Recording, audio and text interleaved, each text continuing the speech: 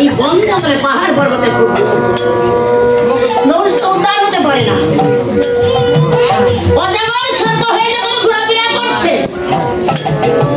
নরক যন্ত্রণা সইতে পারবে তার একমাত্র পুত্র, তার মৃত্যুর পরে রাজা হয়েছিল। রাজা হয়ে আনন্দের দিনগুলি চলে যাচ্ছে। সোনার পালনকে যা দিত যাও।